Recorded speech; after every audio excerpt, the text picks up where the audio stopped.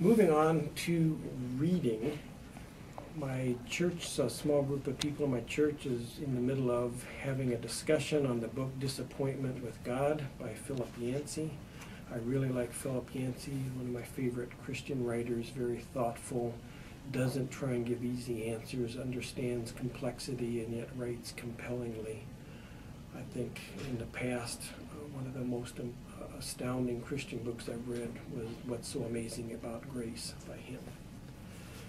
These two books I actually read a few months ago, but maybe worth thinking about. There is a book called Persepolis, which is a graphic novel written by a young woman who was Iranian from a secular family before the Iranian Revolution, and talking about her life, how her family was affected by that revolution, eventually being sent to Europe for school. Her family sent her to get her out of the country, and she writes an autobiographical book. I know there is a movie that was made in France based on this, and it's out on DVD. I haven't seen it, but I'm assuming it's in French with English subtitles. That's very similar to this regular autobiographical novel called Reading Lolita in Tehran, again by a woman who was from a secular Iranian family before the revolution, talking about her life, coming to America and then going back as a professor of literature, and some of the contortions she had to do before eventually coming again to America with her husband and so forth. So, interesting reading, which ties right into what I did finish last week, and this is probably one of the main two books that it would be in the public eye. There's a book called 3 Cups of Tea. It's about it's sort of autobiographical, but there's really a second writer. The main character is Greg Mortenson, who is an American mountain climber who failed to get up the top of K2 in the Himalayas, barely made it down alive, got separated from his guide and wandered into a little village in far northern Pakistan, and ended up promising them to build a school. And for the next 10 years or more, he has spent most of his time building schools in rural villages in Pakistan and now in Afghanistan. He builds them using land that the local village has to donate, local labor, builds them for a fraction of a cost of what an aid organization or the Pakistani government, if they would ever even get up there to do it, would accomplish. His only condition is that they educate young girls as well as boys. And they've already had the first crop of young girls who are in high school or college now who have graduated from some of these schools.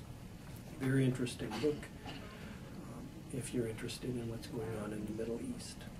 The book I'm in the middle of right now is a young adult novel called Little Brother, think Big Brother. It's about a teenager in San Francisco who was out ditching school to play a game with some of his friends when some terrorists blow up the San Francisco Bay Bridge, killing a few thousand people. The Department of Homeland Security moves in immediately. He and his friends get picked up because they have Wi-Fi finders and his cell phone is password protected and they can't break it.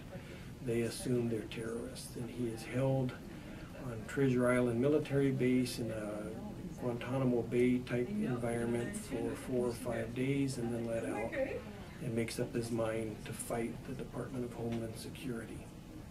Some of the major themes in this are the issues of, do we want to trade privacy for safety?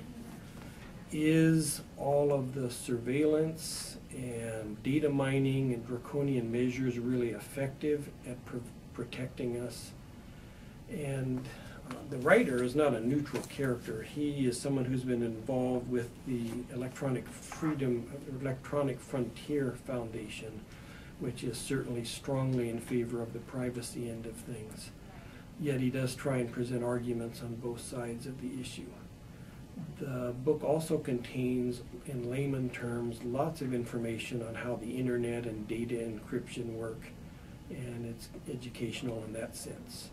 One of the issues that makes it inappropriate for younger teens is that they do have some subplot of some teenage sex, and probably helps to sell the book or break up from the discussions of all of these big political ideas.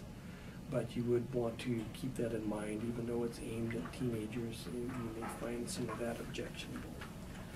And to continue and end, I am in the middle of reading a series of manga, Japanese graphic novels, but this is in English, published in America, a translation. This series is called Nodame Cantabile. It's about a music college. The main characters are a young pianist named Megumi Noda, and she's put her name together to make up a name, Nodame. A young man who is very good at violin and piano but wants to be a conductor.